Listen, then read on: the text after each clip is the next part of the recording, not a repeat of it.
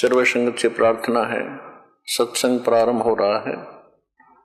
कृपया सत्संग स्थल पर शांतिपूर्वक विराजमान होकर के श्रद्धा से सत्संग सुने। परमेश्वर की प्यारी आत्माओं से पुनर्निवेदन है, सत्संग प्रारंभ हो रहा है। कृपया सत्संग स्थल पर शांतिपूर्वक विराजमान होकर के श्रद्धा पूर्वक सत्संग सुने। सत सही बंदी छोड़ कबीर परमेश्वर जी की जय। बंदी छोड़ गरीबदास जी महाराज जी की जय हो। स्वामी रामदेवानंद जी गुरु महाराज जी की जय हो।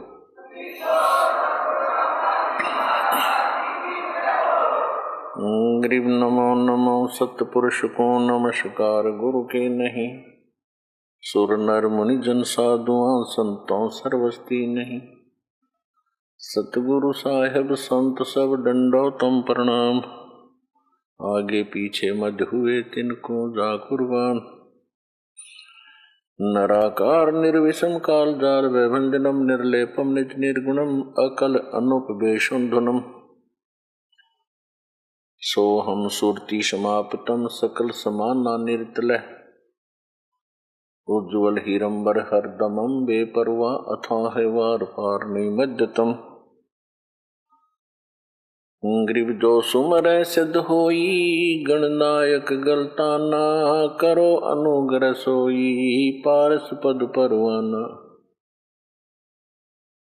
आदि गणेश मनाऊं गणनायक देवन देवा। चरण कमल लो लाऊं आदंत करूं सेवा। परम शक्ति संगीतम रिद्धि सिद्धि दाता सोई। अवगत गुण अतीतम सत्य पुरुष निर्मोही। जगदम्बा जगदीशम मंगल रूप मुरारी। तन मन अर्पों शेषम भक्ति मुक्ति भंडारी। सुर नर मुनि जन ध्यावें ब्रह्मा विष्णु महेशा। शेष शेष मुख गावें पूज्य आदि गणेशा। इंद्र कुबेर सरीखा वरुण धर्म राय झावे। समर्थ जीवन जी का मन इच्छा फल पावे। 33 कोटि अधारा ध्यावे 88। उतरे बहुजल पारा कट है यम की फांसी। 33 कोटि अधारा ध्यावे 88। उतरे बहुजल पारा कट है यम की फांसी। कर जोरों विनती करूं गुरु चरण पर शीश। गुरु जी राम देवानंद जी महाराज ने दियो नाम बख्शीश। कोटि कोटि सिजदा करो हो कोटि कोटि प्रणाम। चरण कमल में राखियो मैं बांदी जाम गुलाम। कुत्ता हूँ गुरुदेव का रामपाल दास का नाम।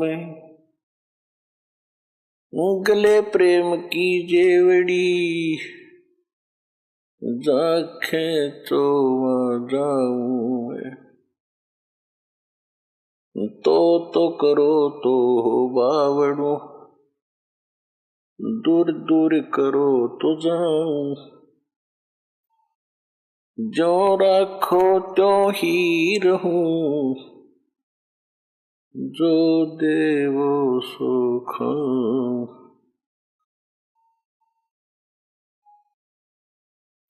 परम पिता परमात्मा पूर्ण ब्रह्म कबीर परमेश्वर जी की असीम रजा से आप सभी पुण्यात्माएं परमात्मा की महिमा सुनने के लिए उपस्थित हुए।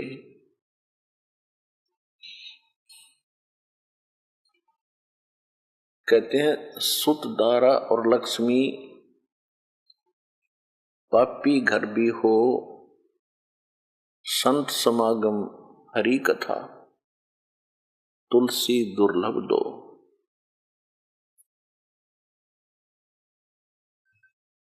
परमात्मा क्या बताते हैं?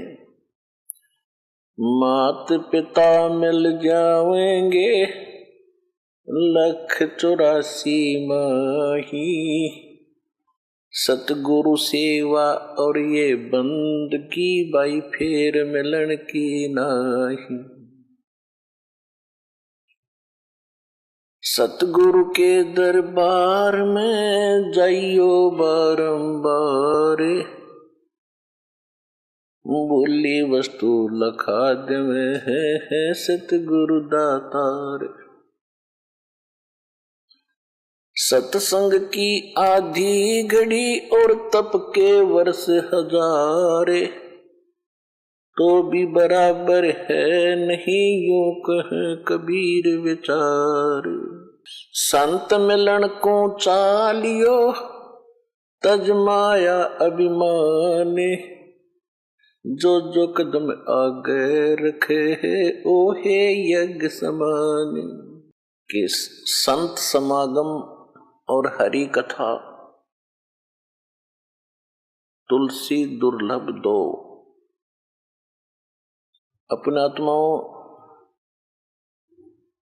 जैसे तुलसीदास जी ने अपनी अनुभव की वाणी बोली है, वो केवल श्री रामचंद्र जी तक सीमित थे।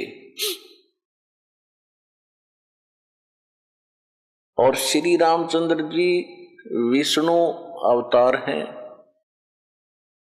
और विष्णु जी की क्या स्थिति है? ये सतगुण युक्त भगवान है। एक ब्रह्मांड के अंदर केवल एक विभाग के मिनिस्टर हैं, मंत्री हैं, साहब हैं, मालिक हैं। और जो आदरणीय गरीबदास साहिब जी और पूर्ण परमात्मा ने स्वयं आकर जो ज्ञान दिया है, आदरणीय गरीबदास साहिब जी को जो ज्ञान दिया है, और कबीर परमेश्वर जी, क्योंकि परमात्मा अपना यथार्थ ज्ञान स्वयं ही बताने आते हैं, ये आपको प्रमाणित बहुत बार कर दिया है। तो उस वाणी में और इस वाणी में बहुत अंतर है। अब जैसे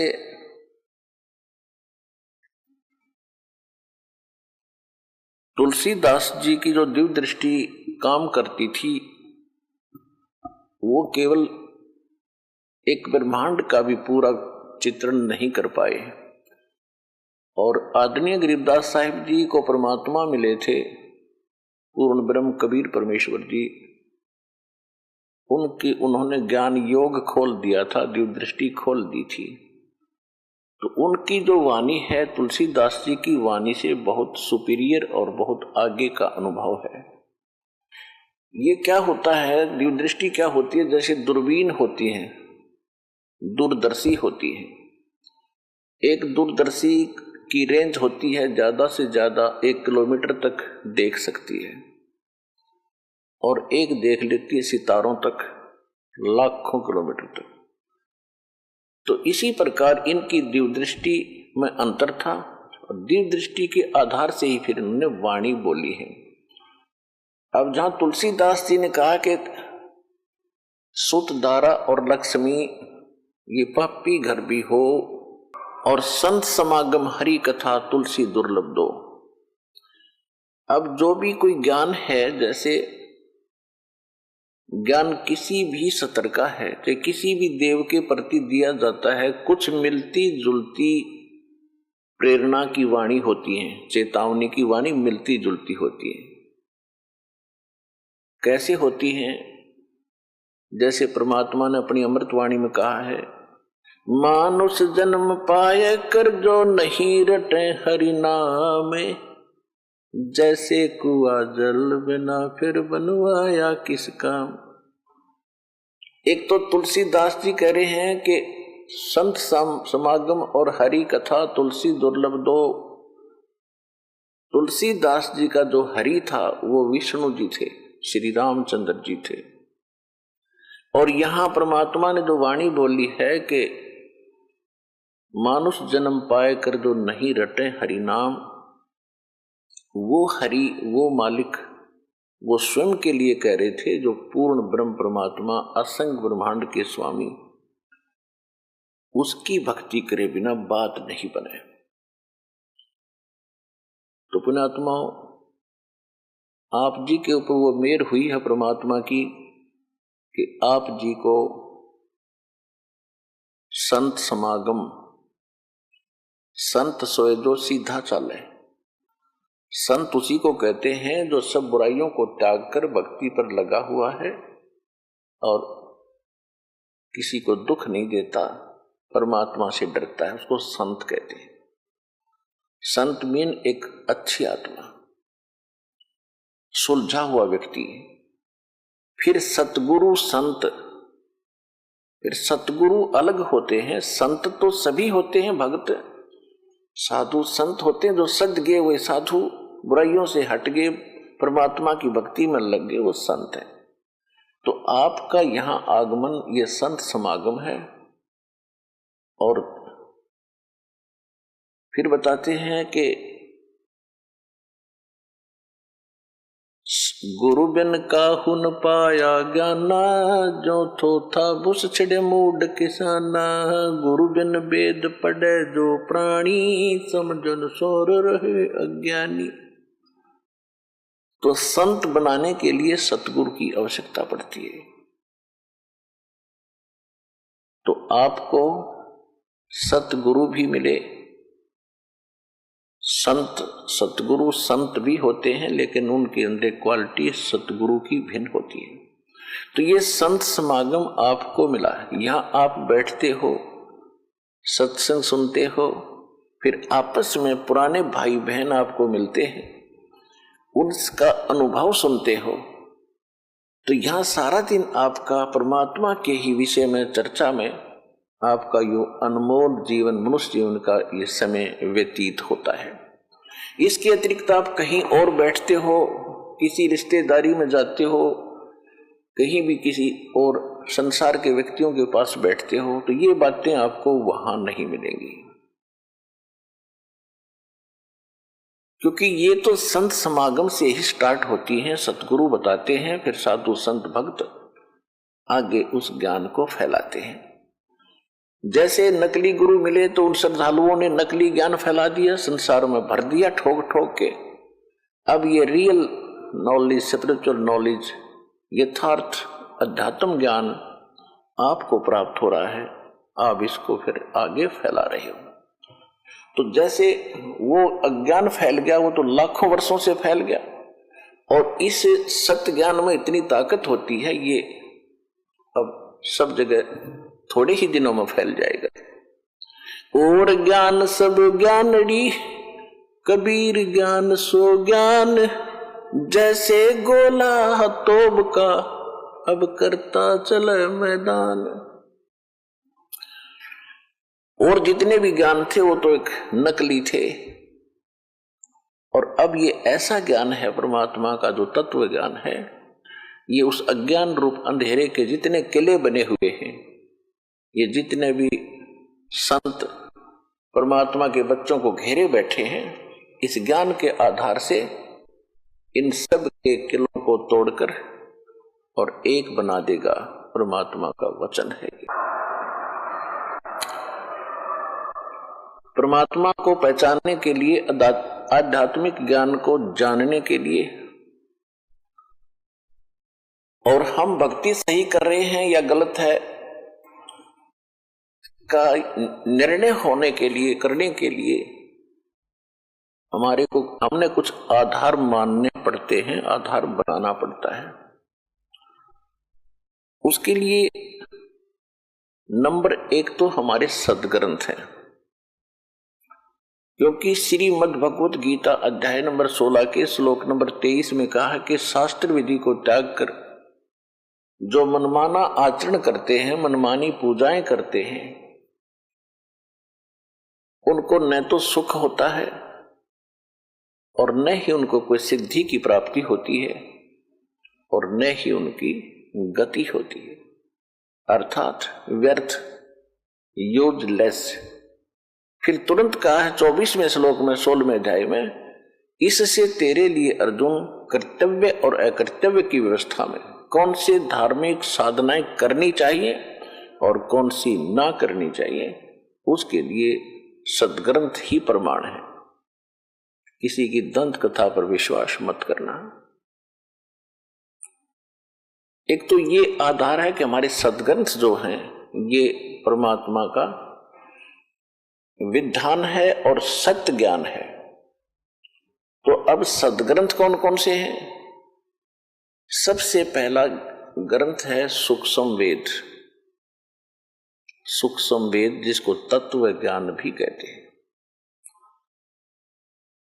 और उसके विषय में गीता अध्याय नंबर 4 के श्लोक नंबर 32 में कहा है कि जैसे कि मैंने अर्जुन तेरे को गीता अध्याय नंबर 4 के श्लोक 25 से लेकर और 31 तक जो ज्ञान दिया है, कोई ऐसी साधना करता है, कोई ऐसी साधना करता है, कोई देवताओं की पूजा करता है, कोई हठ योग करता है, कोई मुंह पर पट्टी बांधकर अहिंसावादी व्रत का पालन करके ये सोच बैठा है कि मैं जो साधना कर रहा हूं ये सही है, कोई स्वाध्याय करके ही, कोई योग अभ्यास करके। लेकिन चौथे अध्याय के 32वें श्लोक में कहा कि इन यज्ञों की जानकारी यानी धार्मिक अनुष्ठानों की विस्तार पूर्वक जानकारी परमात्मा स्वयं अपने मुख कमल से बोलते हैं। वो परम अक्षर ब्रह्म सच्चिदानंद घन ब्रह्म अपने मुख से जो वाणी बोलते हैं, उस सच्चिदानंद घन ब्रह्म की वाणी में, कबीर वाणी में विस्तार के साथ कहे गए हैं। उनको जानने के बाद फिर सभी कर्मों से मुक्त हो जाएगा। वो तत्व ज्ञान है। चौथे अध्याय के 34वें श्लोक में कहा है कि उस तत्व ज्ञान को तू तत्वदर्शी संतों के पास जाकर समझ, उनको दंडोत प्रणाम करने से, कपट छोड़कर और सरलता पूर्वक प्रश्न करने से वो तत्वदर्शी संत तुझे उस तत्व ज्ञान का उपदेश करेंगे। 15वें अध्याय के प्रथम मंत्र में तत्वदर्शी संत की पहचान भी बता दी है कि उल्टे लटके हुए संसार रूपी वृक्ष के जो सभी विभाग बता देगा। सह वेदवित, ऊर्ध्व मूलम अधः शाखम, अष्टवम अश्वत्थम प्राहु अवम, छंदासी यस्य प्रणानी ये तम वेद स वेदवित। ऊपर को जड़, नीचे को शाखा वाला, ये एक मजबूत वृक्ष, संसार रूपी वृक्ष है। और छंदासी यस्य प्रणानी, इसके पत्ते और ये जो विभाग हैं, इसके पत्ते, मूल और टहनी आदि इसके विभाग हैं। जो छंदासी यस्य प्रणानी इसके विभाग हैं, और इनको ये तम वेद, जो इन सब अज्ञान रूपी अंधकार में जो आज तक कोई नहीं जानता, इसके विषय में जो जानता है स वेदवित, वो वेद के तात्पर्य को जानने वाला है, अर्थात वो तत्वदर्शी संत है। तो सूक्ष्म वेद में परमात्मा ने 600 वर्ष पहले जो लीला करके गए थे धारण जुलाहे, कबीर जुलाहे की, उसमें अपनी सच्चिदानंद घन ब्रह्म की वाणी में सूक्ष्म वेद में कहा था अक्षर पुरुष एक पेड़ है और सरपुरुष वाकी डार, जिसको निरंजन भी कहते हैं, ज्योति निरंजन भी कहते हैं। अक्षर पुरुष एक पेड़ है, सरपुरुष ज्योति निरंजन वाकी डार, और तीनों देवा शाखा हैं ये पात रूप संसार। ये सूक्ष्म वेद है, और सूक्ष्म वेद के तात्पर्य को समझता है तो वो तत्वदर्शी संत है। तो वो तत्वदर्शी संत ये रामपाल दास है इस विश्व में आज के दिन।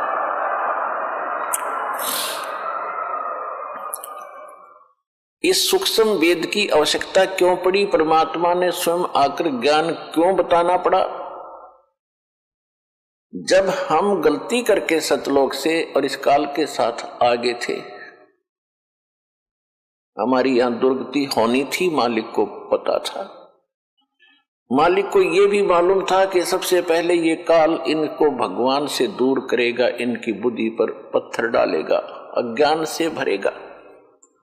इसलिए परमात्मा ने कुछ ही समय के उपरांत इस काल के अंतःकरण में, इसके हृदय में, वहां से ये तत्व ज्ञान कंप्लीट फैक्स कर दिया था, इसकी व्हाट्सएप पर डाल दिया था और उसमें निर्धारित समय भर दिया था कि इतने समय के बाद ये ऑटोमेटिकली बाहर आएगा, ये रोक नहीं सकेगा। ऐसा ही हुआ। इसके श्वासों के द्वारा एक दिन ये अपने आप सारा ग्रंथ बाहर आया। इसने जब देखा, पढ़ा, इसमें तो सारी जानकारी ऊपर की है और इसको ये था कि अगर इन प्राणियों को जो मेरे फंस गए, इनको उसका ज्ञान हो गया, उस सुख का एक नहीं रहेगा। इस दुष्ट व्यक्ति ने सबसे पहले वो ज्ञान समाप्त किया, यानी जिसकी पूर्ण जानकारी सभी नष्ट नहीं किया, लेकिन वो मेन पार्ट, वो भक्ति विषय जल्दी में नष्ट कर दिया। और शेष ये 4 वेद रख दिए। ये 4 वेद उस सूक्ष्म वेद का ही अंश है। उसका जो जो मुख्य अंग था वो नष्ट कर दिया। उसकी पूर्ति करने के लिए परमात्मा आते हैं और फिर वो सूक्ष्म वेद पुनः बताते हैं। उसमें ये सभी वेद भी होते हैं, ये 4 वेद भी इंक्लूड है उसके अंदर, वो सूक्ष्म वेद है। उस फिर परमात्मा ने 600 वर्ष पहले कहा था धर्मदास जी से कि मेरे नाम से काल ने कहा था तेरे नाम से 12 पंथ चलाऊंगा मैं, कबीर नाम से। और मालिक को पता था कि 12 पंथ चलेंगे, काल के दूत होंगे, वाणी मेरी पढ़ा करेंगे, सूक्ष्म वेद मेरा पढ़ेंगे, इनका अकल में आनी नहीं, इनको समझ में आना नहीं, तो ये अपनी बुद्धि अनुसार इसमें गड़बड़ अवश्य करेंगे। ऐसा ही कर भी रखा काफी। उसकी पूर्ति के लिए परमात्मा ने फिर कहा था कि 12वां पंथ, उसी 12 पंथों में 12वां पंथ के प्रवर्तक का जन्म संवत 1774 में होगा। कबीर सागर में गलती से संवत 1775 प्रिंट है, कबीर वाणी चैप्टर में। उसका जब जन्म इस समय होगा, उसको फिर मैं मालिक मिले थे, उसके द्वारा मेरी महिमा की वाणी का पुनः प्रकाश होगा, प्रकट होगी मेरी वाणी, यानी मेरा यथार्थ ज्ञान। और उस मेरे यथार्थ ज्ञान को जो बर्मा पंथ, गरीबदास पंथ के व्यक्ति और साथ में 12 कबीर पंथी नकली, वो 11 और, ये सब के सब इस ज्ञान को समझ नहीं सकेंगे, इन गूढ़ रहस्यों से परिचित नहीं हो सकेंगे। इसलिए 12वें पंथ में फिर आगे चल के हम ही आएंगे और सभी पंथों को समाप्त करके एक पंथ चलाएंगे। अब वो 13वां पंथ चल चुका है इस दास के माध्यम से। भगवान नहीं आए तो दास भेज दिया, कंप्लीट कोर्स देके।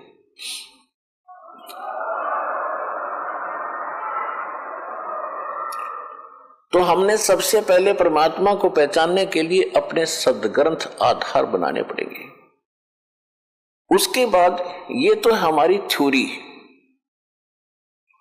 ये तो थ्योरी है हमारा, यानी लिखा हुआ एक लेख है। फिर दूसरा, इसके थ्योरी के आधार से प्रैक्टिकल। ये पढ़े लिखे बच्चे खूब समझते हैं थ्योरी किसे कहते हैं। एक विधान होता है भाई, जैसे गेहूं कैसे बोते हैं, उसमें क्या प्रोसेस होता है, कौन से मौसम में बीजना होता है, 1 एकड़ में कितना बीज बोया जाता है, फिर किस समय फर्स्ट वाटरिंग होती है, सिंचाई, पहली सिंचाई होती है, उसके बाद खाद डालना है, फिर किस तिथि में आ जाए तब उसको काटना है, फिर कैसे गेहूं निकालना है, भूसा अलग करना है, घर लाना है, ये सारा लिख दिया जाता है। ये है थ्योरी। और फिर उसके अनुसार करना, उसी समय में बीज बोना है, 1 एकड़ में इतना बीज बोना है, इतने समय के बाद फिर उसमें वाटरिंग करनी है, सिंचाई करनी है, फिर खाद डालना है, घास निकालना है और फिर उसको काटना है। उस तरह जो करके वो प्राप्त करता है वो है प्रैक्टिकल। तो ये थ्योरी सही है तो प्रैक्टिकल भी सही होगा। जिनकी थ्योरी ही गलत है, जिनका उल्लेख ही गलत है, जिनके मूल पाठ ही गलत है, तो उनके प्रैक्टिकल भी गलत होंगे। उदाहरण के तौर पे जितने भी वर्तमान में संत हैं, किसी के पास न तो यथार्थ ज्ञान है, यानी उनकी थ्योरी भी ठीक नहीं है, फिर प्रैक्टिकल खाक होगा जब थ्योरी है गलत। दास ने आपके रूबरू इन सभी वर्तमान के जितने भी धर्म के व्यक्ति हैं या जितने भी पंथों के व्यक्ति हैं और उनके प्रवर्तक हैं या उनके वर्तमान के मार्गदर्शक गुरु जी हैं, उनका सबका अनुभव प्रैक्टिकल आपको दिखा दिया और उनकी द्वारा अनुभव की थ्योरी जो उन्होंने बोली है वो दिखा दी। और फिर हमारे सदग्रंथ क्या बताते हैं, जो हमारे ओरिजिनल थ्योरी है, ओरिजिनल लेख है, सदग्रंथ है, सिलेबस है, वो क्या बताते हैं। और उनके आधार से जिन महापुरुषों ने प्रैक्टिकल किया, उनको जो भगवान मिले, उन्होंने कौन सी साधना अपनाई, कौन सा प्रैक्टिकल किया, जिससे उनको वो वस्तु मिली जो उस थ्योरी में लिखी, रियल थ्योरी में, यथार्थ उस सिलेबस में लिखी हुई थी, वो वस्तु प्राप्त हुई। तो उन्होंने क्या बताया, जैसे राधा स्वामी पंथ के प्रवर्तक श्री शिवदयाल जी के वचन आपको बहुत बार दिखाए। ये क्या बताते हैं, एक शिवदयाल जी के प्रवचनों का संग्रह है सारवचन वार्तिक, सारवचन राधा स्वामी वार्तिक एक पुस्तक है। उसमें ये क्या बताते हैं, एक बार तो सतनाम को बताते हैं सथान, फिर सतनाम को ही बताते हैं सतपुरुष, सार शब्द, सतलोक और सार नाम। तो इससे सिद्ध होता है कि इनको कख भी पता नहीं, इनकी थ्योरी है गलत, इनको सतनाम का पता नहीं। कभी कहते हैं सतनाम हमारी जाति है और सतनाम कभी असली राम है। एक थोड़ी सी झलक दिखा दूं क्योंकि प्रकरण चल पड़ा। ये देखिएगा, सारवचन राधा स्वामी वार्तिक, राधा स्वामी सत्संग व्यास से ये छपी है, प्रकाशित है। इसके प्रकाशक कौन है, प्रकाशक हैं जगदीश चंद्र सेठी, सेक्रेटरी राधा स्वामी सत्संग व्यास, डेरा बाबा जयमल सिंह, पंजाब। ये इनके पास सर्वाधिकार सुरक्षित है। पहला संस्करण 1961 में और ये है लास्ट 16वां 2003 का। मुद्रक है लक्ष्मी ऑफसेट प्रिंटर्स दिल्ली में। ये यहां से ये सारा इसके अंदर लिखा हुआ है। ये भूमिका से क्लियर हो जाता है, देखिएगा। सारवचन राधा स्वामी वार्तिक हजूर स्वामी जी महाराज के वचनों का संग्रह है। श्री शिवदयाल जी के जो राधा स्वामी पंथ का जो प्रवर्तक है, जिससे राधा स्वामी पंथ चला है, उसके विचार हैं। और इसी राधा स्वामी आगरा वाले से ही शिवदयाल जी से व्यास के अंदर बाबा जयमल सिंह जी ने स्थापना की। उसी व्यास से ही सावन सिंह जी, बाबा जयमल सिंह की बाद सावन सिंह जी गद्दी पर विराजमान हुए। उनके शिष्य थे सच्चा सौदा सिरसा वाले श्री खेमामल जी, जिसको वो बलोचिस्तानी शाह मस्ताना जी भी कहते हैं। तो इसे सिद्ध हो जाएगा कि ये कहां से कनेक्शन है। देखो पुणात्माओं, जहां इन्होंने थर्मल प्लांट बना रखा है कोई, और थर्मल प्लांट से ही फिर आगे कनेक्शन आते हैं, पावर हाउस बनते हैं। जब थर्मल प्लांट से पता लग जाएगा उसमें बिजली है कि नहीं, तो आगे जो तार लगाए बैठे हैं, कनेक्शन लिए बैठे हैं, उनसे पता लग जाएगा उनके पास क्या आया है, लाइट है कि नहीं, उनके पास पावर है कि नहीं। एक के बात में सारी बात समझ में आ जाएगी। अब देखिएगा, श्री हजूर सार बच्चन राधा स्वामी वार्तिक हजूर स्वामी जी महाराज के वचनों का संग्रह है। ये वचन सत्संगियों तथा अन्य चर्चाओं के दौरान ये वचन सत्संगों और अन्य चर्चाओं के दौरान सत्संगियों ने नोट किए थे। स्वामी जी महाराज के परम धाम सिधारने के कुछ वर्ष बाद इनका संग्रह करके पुस्तक रूप में छपवाया गया था। सन 1902 में बाबा जयमल सिंह जी महाराज ने सारवचन राधा स्वामी वार्तिक को पहली बार गुरमुखी लिपि में छपवाया था। प्रस्तुत पुस्तक उसी प्रथम गुरमुखी संस्करण के अनुसार है और अब इसको इसका हिंदी संस्करण प्रकाशित किया जा रहा है। 1902 आज चल रहा है 2014, 112 वर्ष हो गए। 112 वर्ष हो गए इस अड़ंगे को, ये अज्ञान को ग्रहण करते और भोली श्रद्धालुओं को इस रंग में वो कति फाइनल हो लिए जो यो कति ज्ञान है। 112 वर्ष। और अब देखना इसका क्या हाल होगा इस सच्चे ज्ञान के सामने। देखो पुण्यात्माओं, कुछ श्रद्धालु अनजानपने में, अज्ञानता में कहते हैं कि रामपाल तो आलोचना करते हैं। आलोचना नहीं करता। आलोचना करने से तो जीभ कट जाए मेरी, ऐसी गलती रामपाल नहीं कर सकता। आलोचना होती है झूठी बकवाद करना, और सच कहना आलोचना नहीं होती। ये बहुत बड़ा परोपकार होता है। जैसे कई बार क्या होता है, ये कुछ ठग लोग नकली नोट छाप लेते हैं, सरकार को पता चलता है। सरकार टीवी के माध्यम से नकली और असली, ओरिजिनल एंड डुप्लीकेट दोनों को साथ साथ रख के सिद्ध करते हैं कि जिसमें ये लक्षण है ये नकली है और जिसमें ये लक्षण है ये असली है। नकली को त्याग देना, असली ग्रहण करना, इसका फर्क करके नोट ग्रहण करना। तो आलोचना नहीं करती सरकार, बड़ा परोपकार किया, लाखों लोगों को ठगने से बचा दिया। तो ये दास कर रहा है, आलोचना मत समझना।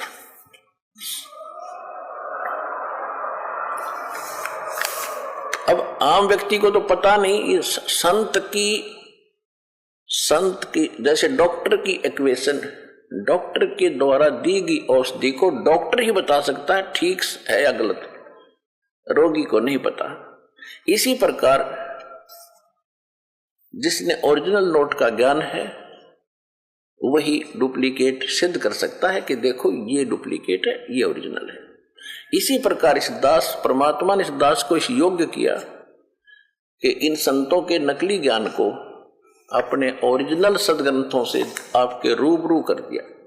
और जिन महापुरुषों को भगवान मिले, उन्होंने कौन सी साधना की जिससे उनका प्रैक्टिकल सफल हुआ, वो भी आपके रूबरू कर दिया। बात खत्म होगी।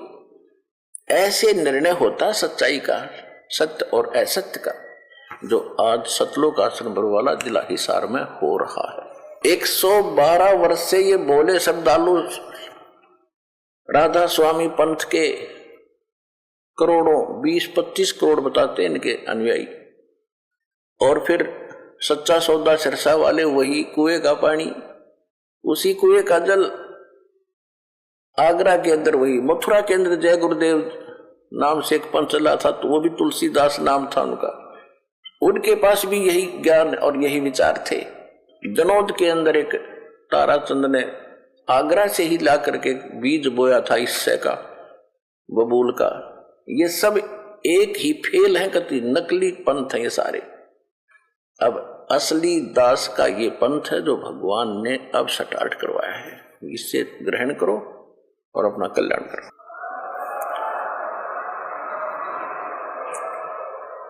अब ये सारवचन वार्तिक, ये स्वामी जी महाराज के वचनों का संग्रह है। वो स्वामी जी कौन है ये देखिएगा, ये देखिएगा, ये स्वामी जी कौन है। स्वामी जी महाराज का शुभ नाम सेठ शिवदयाल सिंह जी था। आपने 25 अगस्त 1818 में आगरा शहर में जन्म लिया। 60 वर्ष की उम्र में इनकी मृत्यु हो गई थी। 1878 में इनकी मृत्यु हो गई थी, सन 1878। अब देख लो, 22 वर्ष तो वो हो गए और 12 ये हो गए, 134 वर्ष हो गए। 134 वर्ष हो गए इन मोड़े श्रद्धालुओं ने ये अड़ंगा ग्रहण किए और इसी पर दृढ़ होकर अपना जीवन नाश कर रहे। कई पीढ़ी डबो दी इन्होंने, कई पीढ़ियों का नाश कर दिया। गुरुआ गांव बिगाड़े संतो, गुरुआ गांव बिगाड़े, ऐसे कर्म जीव कहला दिए, ईब जड़े नहीं जाड़े। अब वो ऐसे रंगे परंपरा बन गई उन भोले भक्तों की कि दादाजी जाते थे, पिताजी भी जाते थे, हम भी वहीं फिट हैं। उन्होंने सही सोच समझ कर ही गुरु बनाए होंगे। अब उनके पास इतना दिमाग होता तो वो नकलियों का फंसते क्यों? इसलिए परमात्मा ने ज्ञान प्रथम रखा। जैसे श्रीमद् भगवत गीता अध्याय नंबर 4 के श्लोक नंबर 33 में कहा है कि द्रव्य में यज्ञ से ज्ञान यज्ञ श्रेष्ठ है अर्जुन। जैसे द्रव्य में यज्ञ का कौन सी होती है? जैसे धन से धार्मिक अनुष्ठान किए जाते हैं, किधर भंडारा लगा दिया, किधर मंदिर बनवा दिया, कोई घाट बना दिया, किधर पक्षियों को दाने डाल दिए। कहते ये तो है द्रव्य यज्ञ बगैर ज्ञान के, और ज्ञान यज्ञ श्रेष्ठ है। यानी सबसे पहले ज्ञान ग्रहण करो भाई, कैसे भक्ति करनी चाहिए, दान कैसे करना चाहिए। गुरु बिन माला फेरते, गुरु बिन देते दान, गुरु बिन दोनों निष्फल हैं, चाहे पूछो वेद पुराण। यानी अधिकारी के बिना दान देना भी व्यर्थ है। पहले ज्ञान समझो, ज्ञान समझ के फिर विधिवत वो धर्म में यज्ञ का सदुपयोग होगा। तो इसी प्रकार पहले ज्ञान हो, ज्ञान के बाद फिर सारी जानकारी हो, फिर भक्ति करे। अब ये क्या बताते हैं, इनका जन्म स्वामी जी का, महाराज का शुभ नाम सेठ शिवदयाल सिंह जी था। आप जी ने 25 अगस्त 1818 में आगरा शहर में जन्म लिया।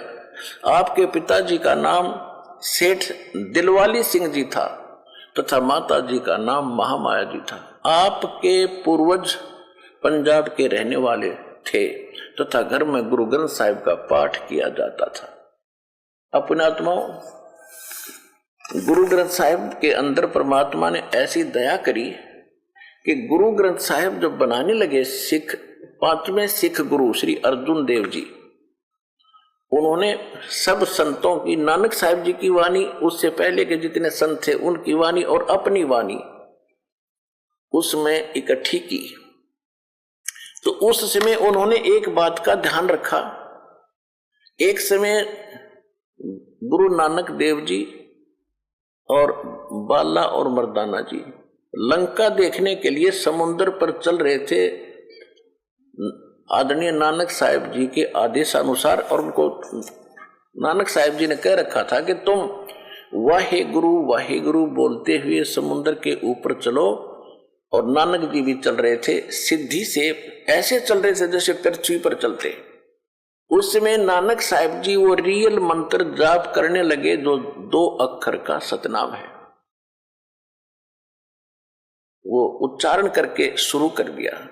मर्दाना जी ने उसकी नकल की, वो भी वही 2 मंत्र ओम सोम जाप करने लगा। वो डूबने लगा, गुत्ते खाने लगा। तब नानक साहिब जी ने कहा कि शिष्य ने गुरु की नकल नहीं करनी होती, मैं जो कहता हूं वही करो, ये जाप मत करो। अब ये क्यों था? क्योंकि भगवान ने कहा था, धर्मदास जी से भी कबीर परमेश्वर जी मिले थे, नानक साहिब जी को भी परमेश्वर कबीर जी मिले थे, और आदरणीय गरीबदास साहिब जी को कबीर परमेश्वर जी मिले थे। इन पहले वाले महापुरुषों से कह दिया था कि धर्मदास मेरी लाख दुहाई, और ये सार नाम और सतनाम की तो बाहर ना जाए।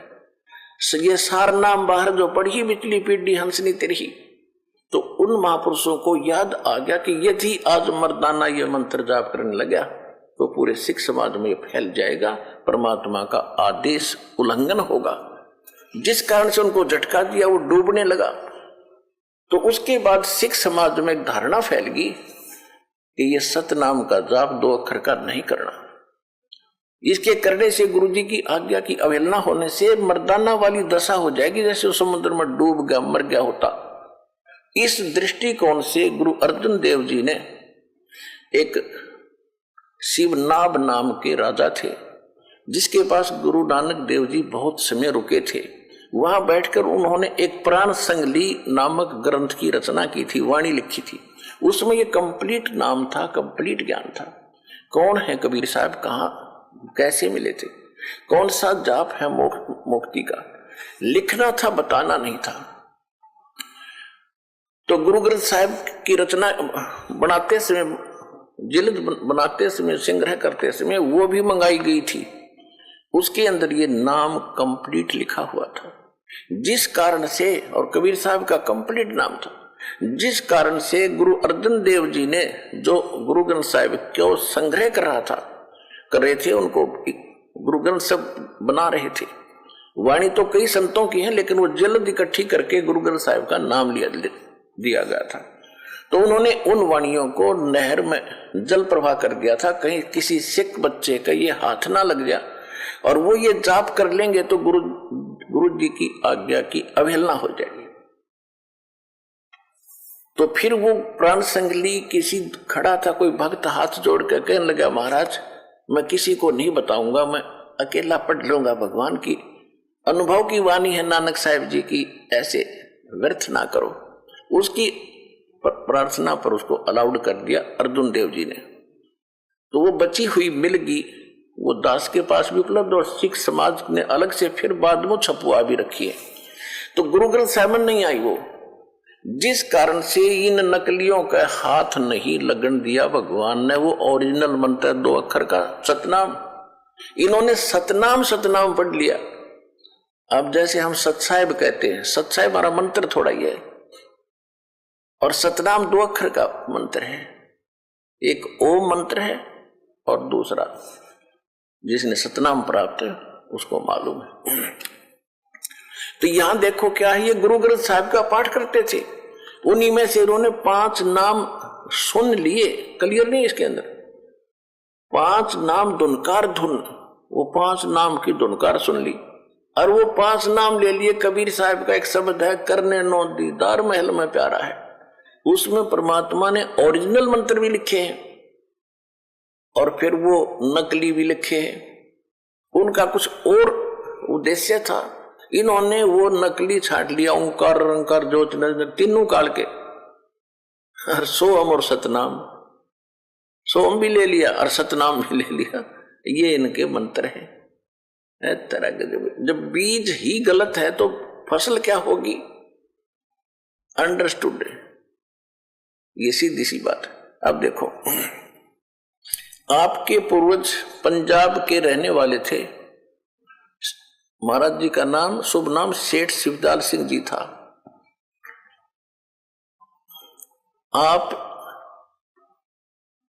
आपके पूर्वज पंजाब के रहने वाले थे, घर में गुरु ग्रंथ साहिब का पाठ किया जाता था। आपके माता पिता हाथरस के प्रसिद्ध संत तुलसी साहिब के भगत थे। स्वामी जी महाराज ने भी, यानी शिवदयाल जी ने भी तुलसी साहिब हाथरस वाले की काफी संगति की थी। बचपन से ही स्वामी जी महाराज का रुझान अध्यात्म की ओर था।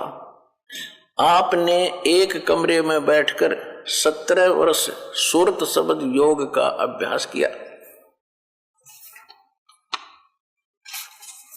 और सन 1861 में बसंत पंचमी के दिन खुले तौर पर आम सत्संग और सुरत शब्द योग का उपदेश शुरू किया। सन 1861 में ये नाम देने लग गया, सन 1861 में, और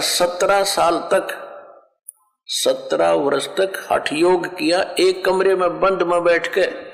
ये किसी भी संत की इस प्रकार की क्रिया नहीं है जिनको भगवान मिला है। हठ योग करने वालों के लिए गीता जी में 17वें अध्याय के 4, 5, 6 और 7 श्लोक में लिखा है कि शास्त्र विधि को त्याग कर जो मनमाना आचरण भी करते हैं उनकी कैसी स्थिति है, अर्जुन ने पूछा। तो उसने गीता ज्ञानदाता ने कहा कि ये जो शास्त्र विधि को त्याग कर मनमाना हठ योग करते हैं वो राक्षस स्वभाव के व्यक्ति जान वो शरीर के अंदर बैठे हुए इन सभी प्रधानों को भी क्रश करते हैं, मुझे भी क्रश करते हैं, दुखी करते हैं। वो राक्षस जान वो दुष्ट प्रभाव के लोग हैं। तो ये हठ योग किसी भी संत ने नहीं किया, किसी भी जिनको भगवान मिले। बाकी ये जो डले डोनिये थे वो तो अलग है, ऋषि हजारों वर्ष तक बैठे रहे, वो उसी कैटेगरी के थे, वो उनको कुछ नहीं मिला। आदरणीय धर्मदास साहिब जी, आदरणीय मलुकदास साहिब जी, आदरणीय दादू साहिब जी, आदरणीय नानक साहिब जी, आदरणीय गरीबदास साहिब जी, गांव छुरानी जिला झज्जर वाले, आदरणीय गीसा दास साहिब जी, इन महापुरुषों का दास को ज्ञान है जिनको भगवान मिले और उन्होंने यही नाम जपे जो दास आपको दे रहा है। और इन कभी हठ योग नहीं किया। इन्होंने क्या कहा है, नाम उठत नाम बैठत नाम सोवत जागवे, नाम खाते नाम पीते नाम सेती लागवे। काम भी करो भगवान भी भजो, हठ योग करने से कोई लाभ नहीं होगा। इन्होंने हठ योग किया तो इसी कारण से ये यूजलेस है, इसका प्रैक्टिकली गलत है, इनकी क्रियाएं गलत है, इनको कुछ नहीं हासिल हुआ। जिस कारण से शिवदयाल जी इतनी साधना करने के बाद 61 साल के बाद वो प्रेत योनि में गया।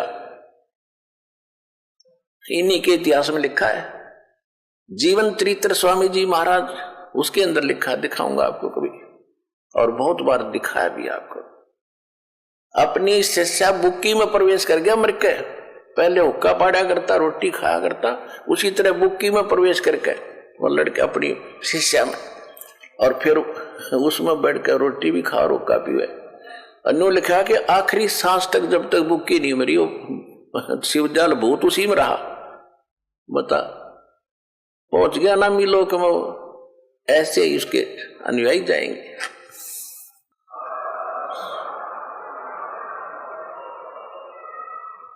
अब ये क्या कह रहे हैं कि सन 1861 में उन्होंने नाम देना शुरू किया। देखो,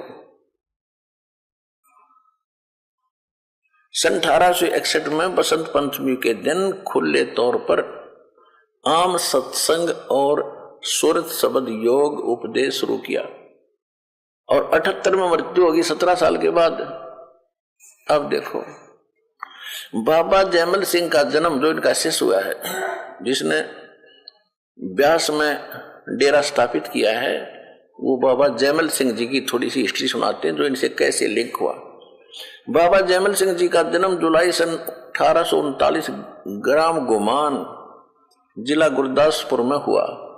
आपके पिता का नाम सरदार जोधा सिंह जी था, माता का नाम बीबी दया कौर जी था।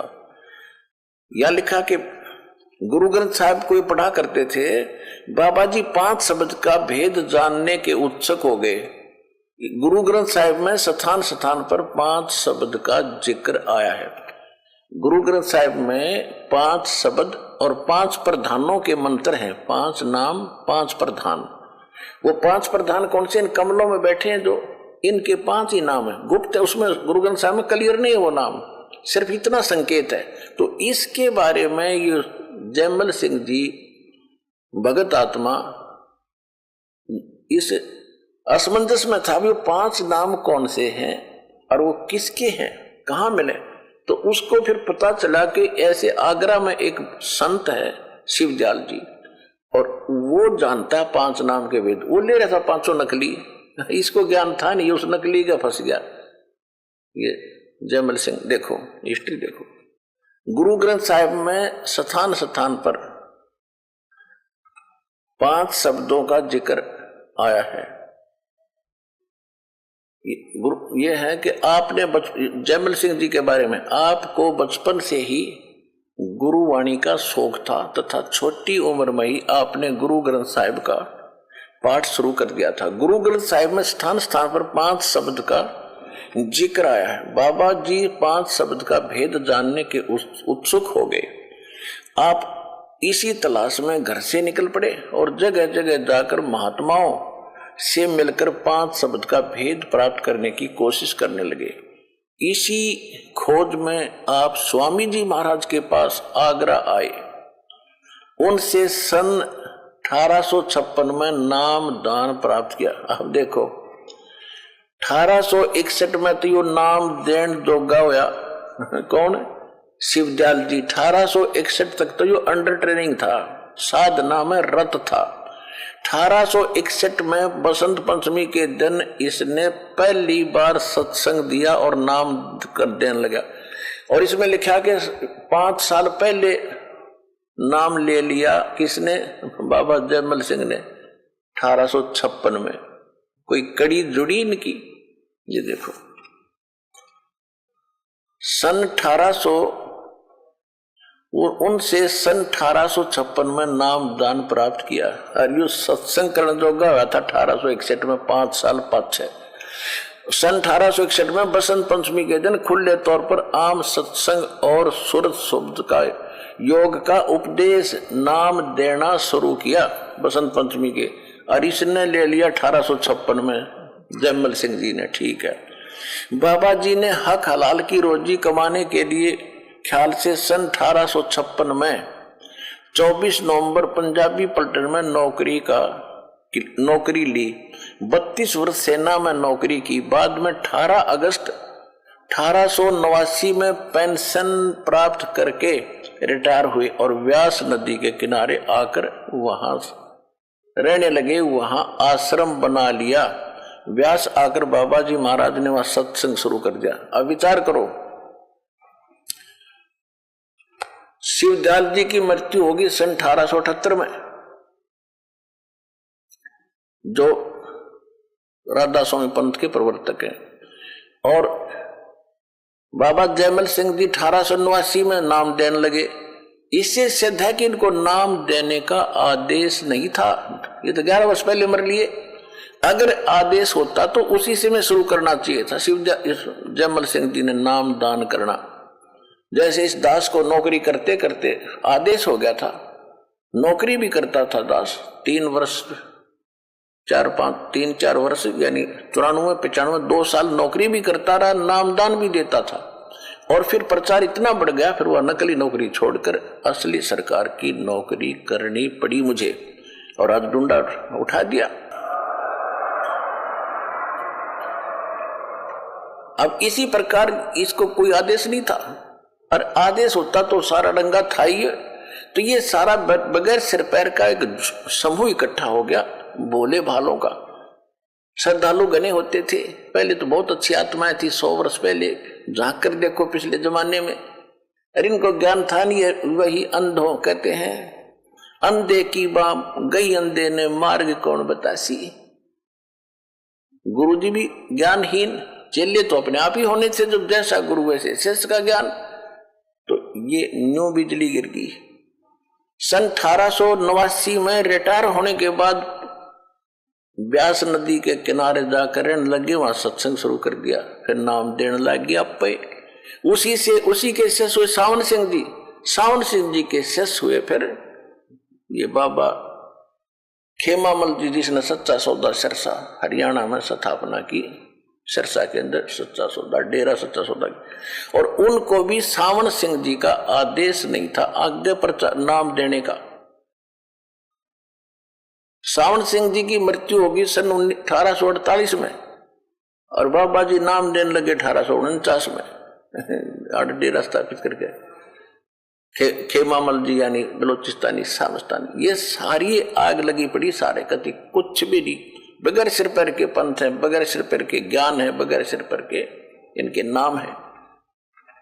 अब आगे दिखाते हैं जो दास आपको दिखाना चाहता था, वो देखिएगा। फिर देखिएगा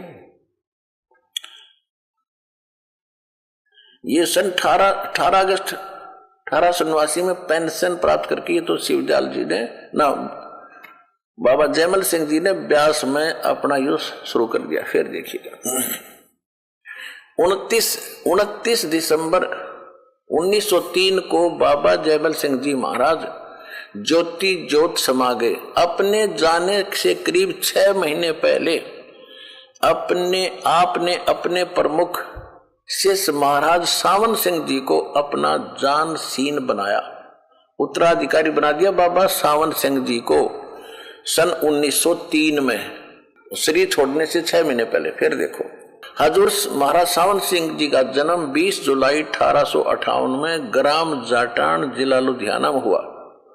ठीक है। फिर लिखा कि हजूर ने बाबा जी महाराज से 15 अक्टूबर 1894 में नाम दान प्राप्त किया। सावन सिंह जी ने 1894 में उसे बाबा जयमल सिंह जी से नाम प्राप्त किया। हजूर महाराज जी ने 45 वर्ष तक पंजाब तथा देश के अन्य भागों में सत्संग और नाम का प्रचार किया। डेरा आपके समय में एक कॉलोनी के रूप में विकसित होने लगा। आपने सवा लाख से अधिक जीवों को नाम बख्शा। यानी 45 वर्ष में सावन सिंह जी ने केवल 1.25 लाख आदमी जोड़े। उसके बाद तो ये आप फ्लड सी आ जाया कर, देखो जाते हैं लोग। हरिदास ने अपने ही समय में लाखों कई लाख आपके समक्ष है, और सबसे हटकर ज्ञान, सबके विरोध में ज्ञान, जनता का विरोध, इन नकली संतों का विरोध, लेकिन फिर भी हम सफल हुए क्योंकि हम सत्य पर थे। अब जनता भी हमारे साथ और भक्त भी हमारे साथ, और भगवान तो हमारे साथ था ही था।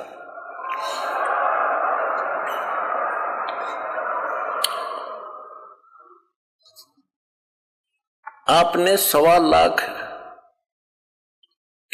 से अधिक जीवों का नाम बख्शा था। अपने समय में अमेरिका आदि गए। फिर है हजूर महाराज सावन सिंह जी ने 20 मार्च 1948 में एक रजिस्टर्ड वसीयत के द्वारा सरदार बहादुर जगत सिंह जी को अपना जानशीन नियुक्त किया, और 2 अप्रैल 1948 को नेच धाम चले गए। अब देखो 2 अप्रैल 1948 को सावन सिंह जी की मृत्यु होगी। ठीक। अब दिखाते हैं थोड़ी झलक डेरा सच्चा सौदा सिरसा की। ये है एक पुस्तक सतगुरु के परमार्थी कृष्णों के वृंतांत, पहला भाग पहला। और इसके कौन है संग्रहकर्ता? पूज्य हजूर महाराज श्री गुरमीत सिंह जी, डेरा सच्चा सौदा सिरसा हरियाणा। जो वर्तमान में गद्दी नसीन है, जो बैठे हैं इस पर, वो है इसके राइटर। पहला भाग सतगुरु के, ये है गुरमीत सिंह जी, सतगुरु के परमार्थी कृष्णों का वृंतांत पुस्तक का नाम है। ये थोड़ी सी, ये है श्री खेमामल सिंह जी, परम संत सा मस्ताना जी भी इनको कहते हैं, परम संत सा मस्ताना जी। परम पूज्य बेपरवाह मस्ताना जी के पावन जीवन की झलक। परम संत बेपरवाह मस्ताना जी गांव कोटड़ा, तहसील गंधे, रियासत कुलैत, बलोचिस्तान के रहने वाले थे। आप जी के पिताजी का नाम पूज्य श्री पिल्ला मिल जी था, जो कि अपने गांव के साहजी सेठ जी थे। आप जी की पूज्य माता जी का नाम पूज्य तुलसा बाई जी था। विक्रमी संवत 1948 सन 1891 में कार्तिक की पूर्णिमासी को कुल मालिक प्रभु परमात्मा ने बेपरवाह मस्ताना जी के रूप में पूज्य पिता श्री पिल्लामल जी के घर जन्म लिया। यानी सन 1891 में, सन 1891 में इनका जन्म हुआ। ठीक। अब हम आते हैं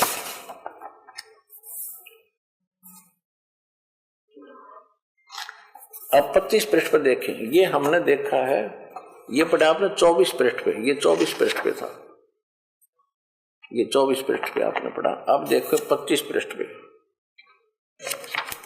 ये 25 पृष्ठ है। पूज्य बेपरवाह मस्ताना जी का पहला नाम खेमामल जी था, परंतु परम पूजनीय बाबा सावन सिंह जी महाराज आप जी को मस्ताना साहा कहा करते थे। आप जी के पिताजी हलवाई की दुकान किया करते थे।